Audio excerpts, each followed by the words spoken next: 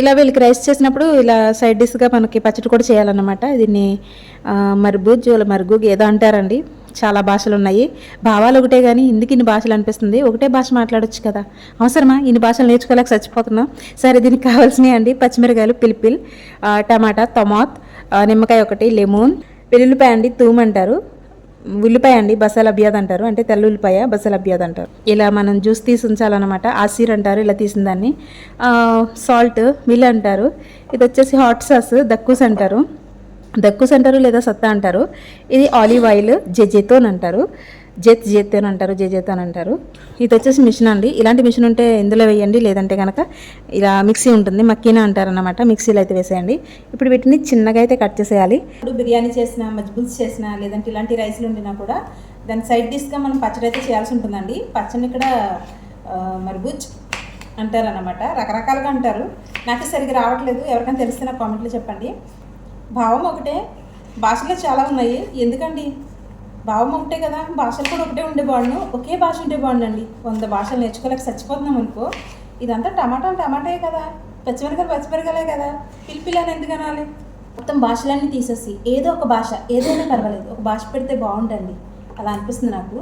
ఇలాంటి మిషన్ చాలామందికి ఉంటుంది. లేనంటి వాళ్ళు అయితే మనకి మిక్సీలో అయితే వేసేయండి. ఇలా చిన్న చిన్న ముక్కల కింద కట్ చేసేసుకుని పచ్చిమిరకాయలు కూడా వేసేసి, చాలామంది స్పైసీ తక్కువగా తింటారు, తక్కువగా తిన్న వాళ్ళకి తక్కువగా వేయండి. మరి ఎక్కువగా తింటారు చూసారా, మాలాగా వాళ్ళకైతే ఎక్కువ వేసేయండి. ఇందులోకి హాట్ సాస్ అన్నమాట. హాట్ సాస్ని సత్తా అంటారు, లేదంటే సుష్మా, మర్చిపోయానండి నేను చెప్పాను కదా.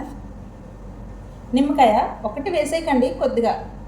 ఓకే, ఆలివ్ ఆయిల్ కొంచెం, ఒక 2 టేబుల్ స్పూన్లు, రుచికి సరిపడా ఎంత పడుతుందంటే అంత వేసేయండి. ఇప్పుడు ఇందులో కట్ చేసుకున్నటువంటి టమాటాలు, మసాలా బియాద్, పచ్చిమిరకాయలు ఇవన్నీ వేసేసిన తర్వాత ఇలా మూత పెట్టండి. ఇందులో ఏ ఒక్కటి మర్చిపోయినా టేస్ట్ అయితే సరిగా ఉండదు అనమాట. అందుకని చెప్పేసి అన్నీ వేసేయండి. ఇప్పుడు గిర్రు అనిపించండి. ఏంటి తిరగట్లా? స్విచ్ వేయాలమ్మా, స్విచ్ వేయకుండా తిప్పేస్తే తిరుగుద్దా? ఇప్పుడు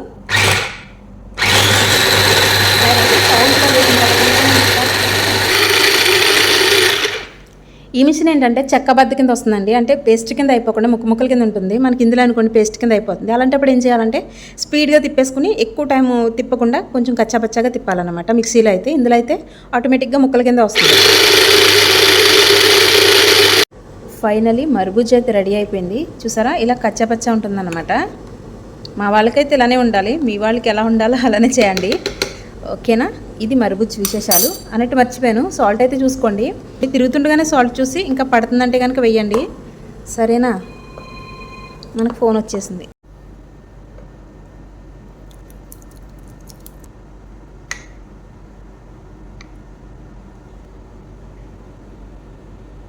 నచ్చితే వీడియోకి ఒక లైక్ చేయండి, మీ అభిప్రాయాన్ని కామెంట్లో చెప్పండి. ఈ వీడియో ఎవరికైనా ఉపయోగపడుతుందండి షేర్ చేసేయండి. మన ఛానల్ ఫస్ట్ టైం చూస్తున్నట్లయితే ఒకసారి ఛానల్ని చెక్ చేయండి. మీకు నచ్చినట్లయితే సబ్స్క్రైబ్ కూడా చేసుకోండి. Thanks for watching, bye.